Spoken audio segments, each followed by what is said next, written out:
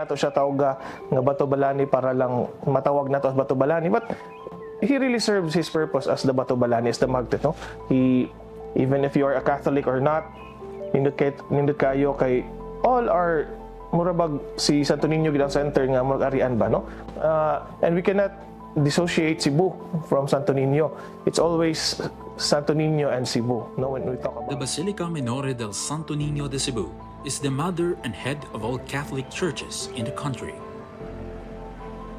This is where the oldest religious relic in the Philippines is housed and venerated, the miraculous Señor Santo Niño, which is under the care of the Augustinian friars, the first Catholic missionaries in the country. Many devotees have shared stories of recovering from illness, passing board exams, and other blessings, which they attribute to the miraculous Señor Santo Niño, showing their strong faith in the Holy Child. Akong kinabuhi sa una pagyud nga wala pa ko naabot diri sa Basilica Santo Niño, dili jud ko hilig simba. Isip mananayaw diri nako nakatunan nga ang pagsimba day pagdiboto kang Señor Santo Niño, pinaka-importante day ang pagsimba.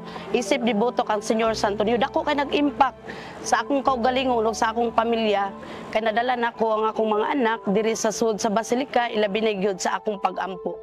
Year after year, millions of devotees come to seek guidance, offer prayers, and celebrate Fiesta Señor, showing their deep faith in the Holy Child.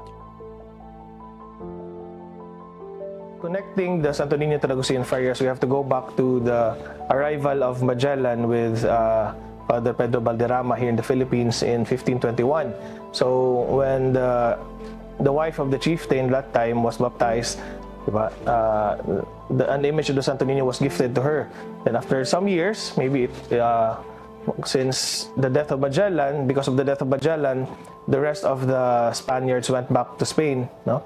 So it could be that, you know, there are sources saying that, you know, they might have forgotten the, you know, the basics of the faith during that time, because there was nobody who would instruct them.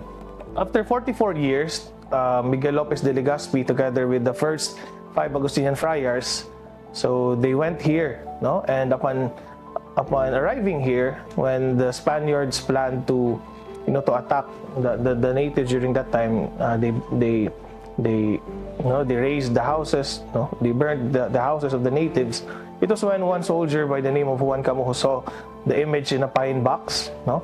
And then it was there that, since the chaplain of the said journey was the Augustinians, it was then entrusted to the Augustinians. So from 1565 until today, so it was the Augustinians, no? It is already the Augustinians who were responsible to become caretakers of the revered image of the Holy Child.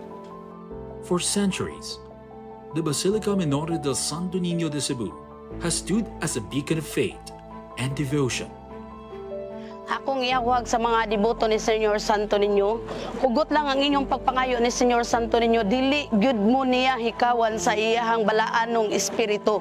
Ilabi na gyud sa gugma ni Señor Santo Niño, ug sa inyong gipangayo kaniya, ilabi na gyud sa inyong pamilya, ug sa inyong mga problema. Dangop mo ni Señor Santo Niño ug pangayo mo, gikan sa inyong kasing-kasing inyong ihalad ang inyong kaugalingon, ilabi na gyud sa inyong pamilya. The miraculous Señor Santo Niño, or known as the Balaang Bata, continues to touch hearts and transform lives. Experience Cebuano faith. Experience Cebu.